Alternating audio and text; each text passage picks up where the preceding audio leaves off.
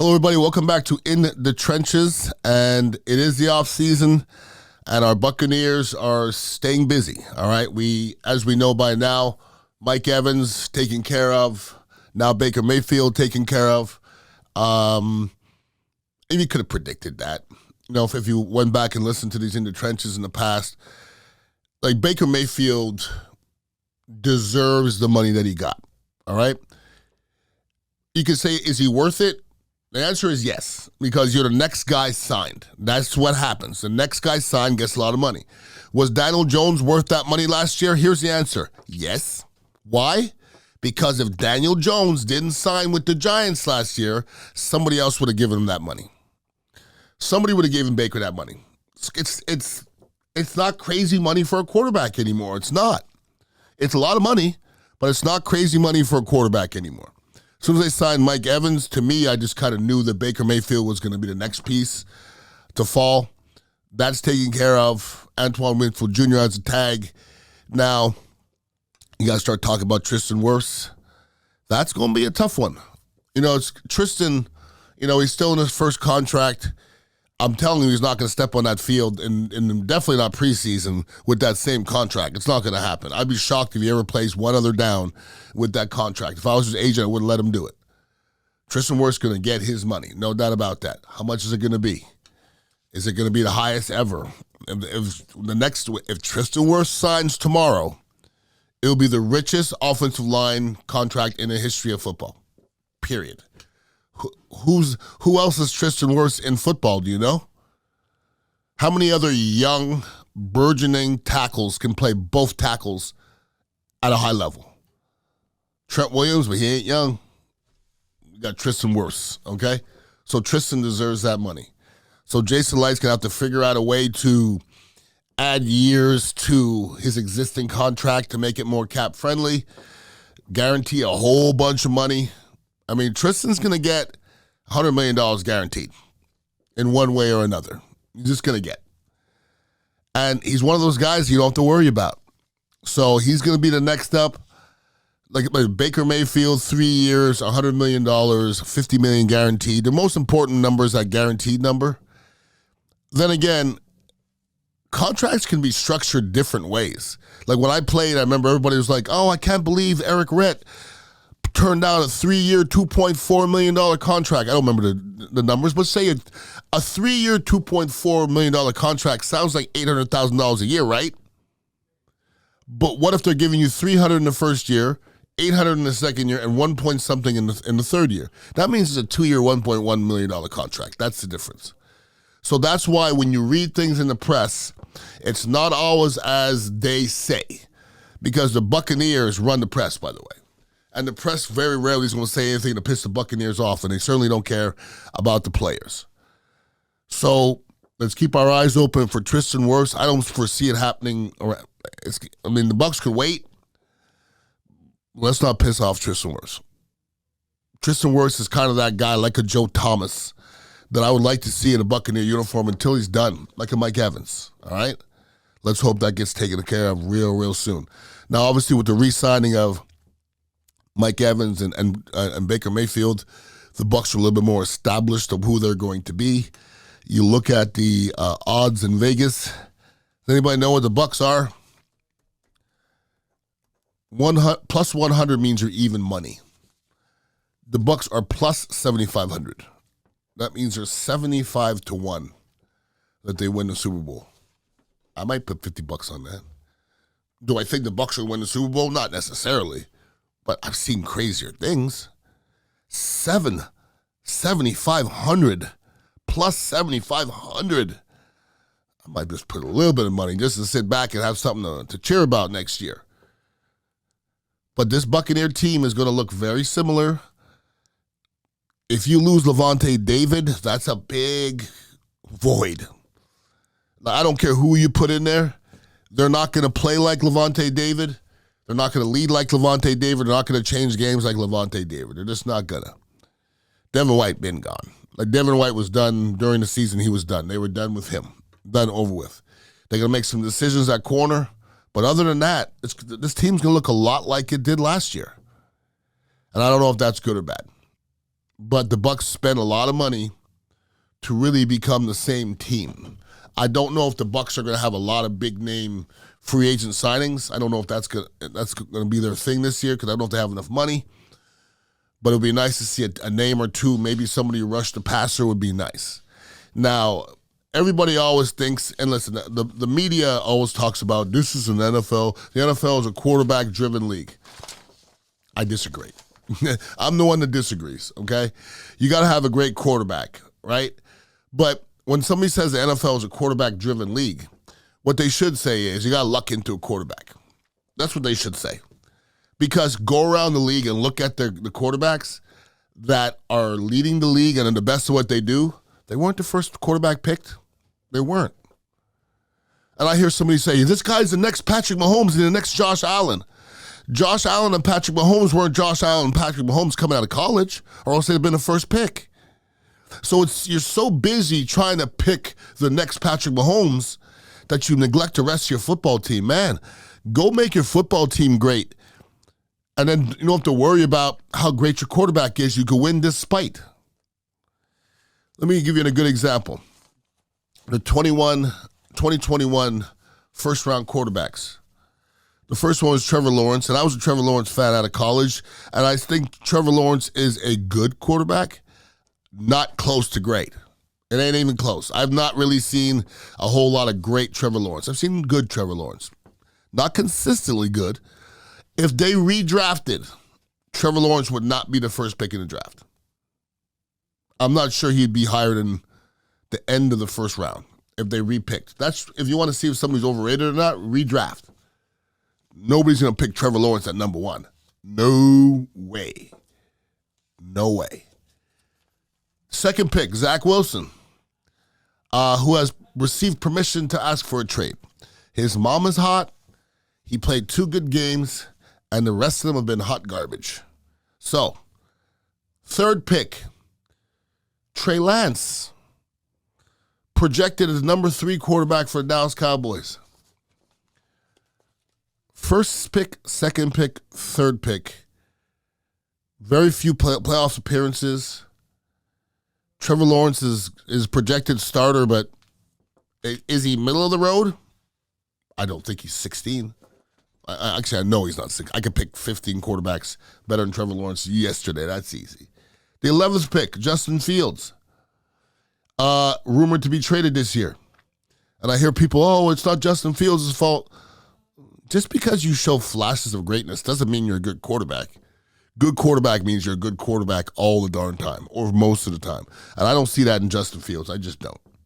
And the 15th pick, Mac Jones, who just got traded to Jacksonville to sit behind Trevor Lawrence. If I had the first pick in the draft this year, you couldn't give me enough money to pick Caleb Williams. No way. I don't want him.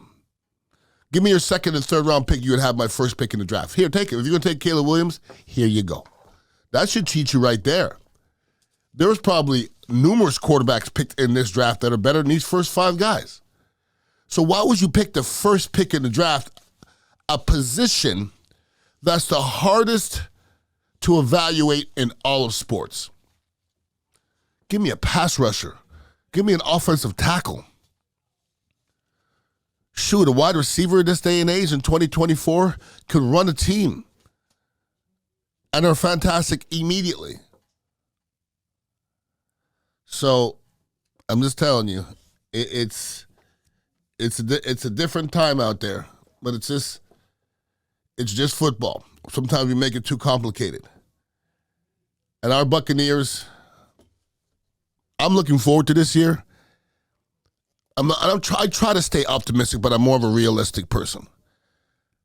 This year we had an up season. I don't know if Baker Mayfield could play better than he played last year. I'm not sure he can. I would be shocked if Baker Mayfield played better than he played last year. The Bucs were up and down. I could see the team being about the way it was. Now, some of you guys are going to applaud that. You know what the reality it is? The last 2 years the Buccaneers have made the playoffs. They made it because of down years in the South. Any normal year in the South, the Buccaneers are in third place. So, This is good news. Baker Mayfield signing is good news. But then understand, we are paying enough money. Baker Mayfield made $4 million last year. Now he's going to make 30-something million. And he deserves every penny of it.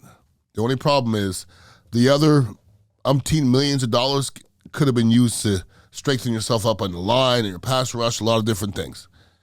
Give me a pass rusher all day long.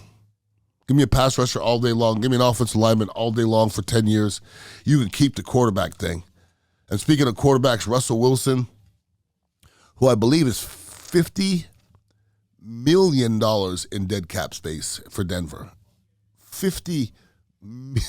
Worst trade ever. Ever.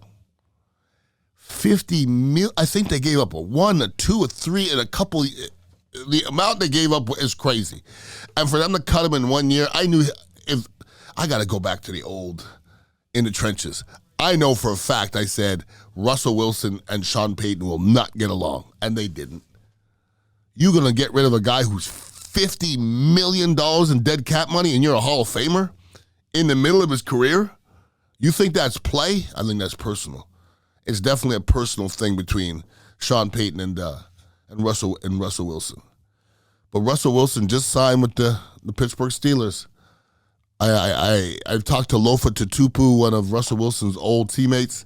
I asked him his opinion, and his opinion was Russ sure does get a lot of credit for always having a number 5 or a top 5 defense and a top 5 running game. It made me think. Like Russell Wilson's never really had to be the guy. He really hasn't. He's been in great situations with great coaches, Pete Carroll, and great football players around him, great defenses. But is he Hall of Fame material? He's going to go because of the wins and losses, and, he's done his. He's been 1-1 and been to another. He's going to the Hall of Fame. There ain't nothing you can say about that. But do I want him quarterbacking my team? Not necessarily. That being said, I think it's a perfect fit for Pittsburgh. I think it's perfect.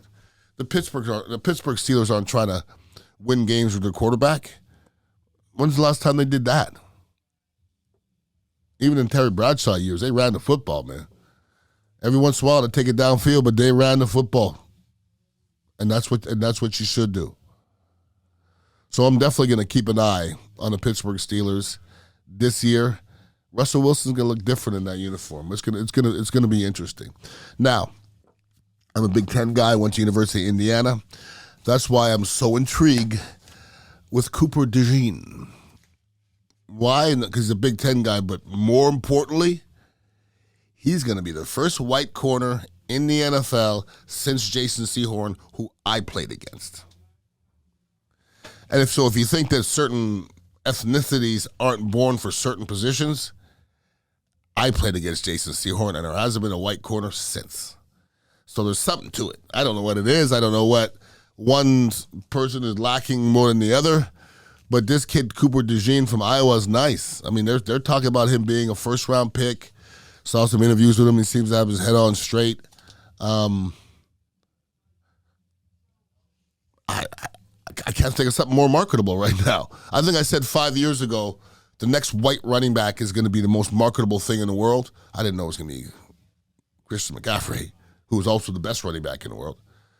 But I don't have to look. I'm pretty sure Christian McCaffrey's leading in jersey sales. I'm almost positive. Cooper DeJean, if you mess around and become a starter for a big-time team and you keep your nose straight, you'll sell lots of jerseys. Not because he's good, because he's different. If you're a black guy in NASCAR, you're going to sell more than an average white guy in NASCAR.